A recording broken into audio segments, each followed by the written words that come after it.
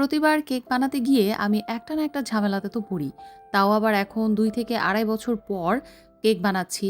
Cake বানানোর জিনিসটা মানে প্রক্রিয়াটা এমন যে প্র্যাকটিসে না থাকলে এটা কিন্তু গরমিল অবশ্যই লাগবে। আমি সবসময় লিকুইড ক্রিম দিয়ে হুইপ ক্রিম তৈরি করে থাকি মানে কেক ডেকোরেশনের জন্য। তো এই ১ম পাউডার হুইপ ক্রিম নিয়েছি হাইকো ব্র্যান্ডের। তো প্যাচ তো একটু লাগবেই। এটা তো একদমই আমার প্র্যাকটিসে নাই। আর সবচেয়ে বড় কথা কেকের ক্রিম যদি ভালোভাবে স্টিফ না হয় তাহলে কিন্তু একটা কেক যতই পারফেক্ট হোক ওইটার ডেকোরেশনটা সুন্দর হয় না।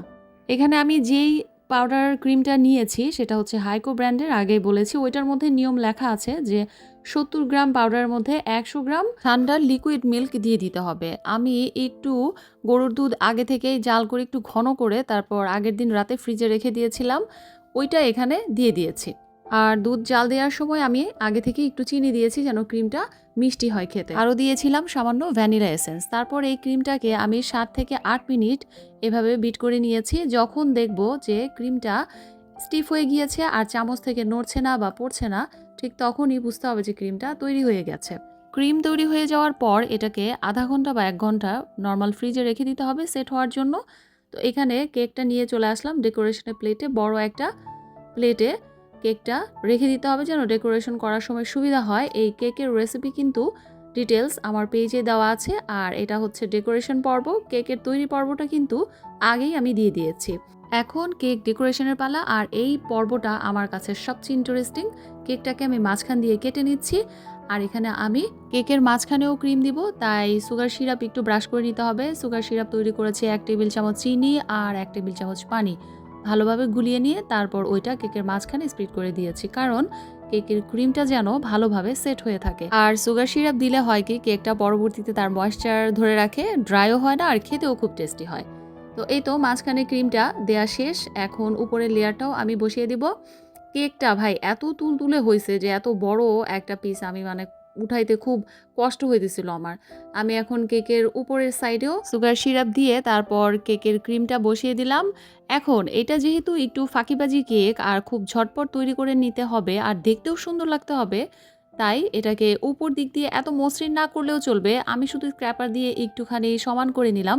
আর ওই যে নিচে যে কাগজগুলো বিছিয়ে নিয়েছি এটা কিন্তু জরুরি। কেক ডেকোরেশনের সময় নিচে এরকম কাগজ বিছিয়ে নিলে তাহলে সাইডের যেই জায়গাগুলো এগুলো একদম ক্লিন থাকে। পরবর্তীতে কেক ডেকোরেশন করতে কিন্তু অনেক সহজ হয় বা সুবিধা হয়। তো এখন তো এই যে ফাঁকিবাজি কেক রেডি করা শুরু হয়ে গেল। প্রিয় দর্শক, এখানে আমি এখন এই যে চকলেট রোলগুলো দিয়ে দিচ্ছি। এভাবে যে কেউ কিন্তু সহজে বাসায় ঝটপট বাচ্চাদের খুশি করার জন্য বা বড়দেরও খুশি করার জন্য কেক ডেকোরেশন করে নিতে পারেন। কারণ এটা একদম নিট অ্যান্ড ক্লিন বা একদম খুব সাইড থেকে ক্লিয়ার এরকমও হতে হয় না কেকটাকে। আর আমি এখানে যে নজেলটা নিয়েছি এটা হচ্ছে আমার সবচেয়ে প্রিয় আর সবচেয়ে কাজের একটা জাদুকরি নজেল, 2D নজেল। এই নজেল দিয়ে ভাই যে কোনো কেক যেভাবে খুশি সেভাবে ডেকোরেশন করা যায় আর দেখতেও কিন্তু অনেক সুন্দর হয়। এইটা হচ্ছে ফাঁকিবাজি কেকের ডেকোরেশনের দ্বিতীয় পর্ব। দেখেন আমি উপরে যেহেতু সমান করিনি তাই পুরোটা একদম নজেল দিয়ে এরকম ফুল করে নিলাম। আর এখানে একটা রোজ করে নিয়েছি। ৩টা রোজের উপর আমি আবার কিছু চকলেট রোল আর চকলেট বার দিয়ে দিয়েছি এভাবে ডেকোরেশন করে। এই তো হয়ে গেল একদম ঝটপট ১০ মিনিটেই কেক ডেকোরেশন। কি দেখতে সুন্দর লাগছে না? আর বুদ্ধিটাও কিন্তু মন্দ না। দেখছেন এভাবে আপনি শুধু বাচ্চাদেরই না বড়দেরও কিন্তু কেক সহজেই বানিয়ে একদম চমকে দিতে পারেন। আমার এই কেকটা ১০ ইঞ্চি মোল্ডের মধ্যে আমি তৈরি করেছিলাম আর বিশাল সাইজের হয়েছিল। আর খেতেও মাশাআল্লাহ আলহামদুলিল্লাহ অনেক টেস্টি ছিল। আর এগুলো হচ্ছে আমার আরও কিছু বানানো কেকের ছবি।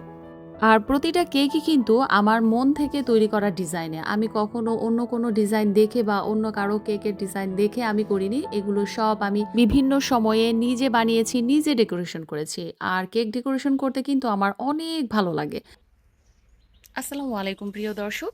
তাহলে আজকের ভিডিওটা এই পর্যন্তই। কথা হবে পরবর্তী নতুন কোনো ভিডিওতে। সেই পর্যন্ত সবাই খুব ভালো থাকবেন। আর আমার পেজের ভিডিওগুলো যদি আপনাদের ভালো লেগে থাকে তাহলে প্লিজ আমার পেজটাকে একটা ফলো দিয়ে দিবেন। সবাইকে অনেক ধন্যবাদ সাথে থাকার জন্য। আজ এই পর্যন্তই। আল্লাহ হাফেজ।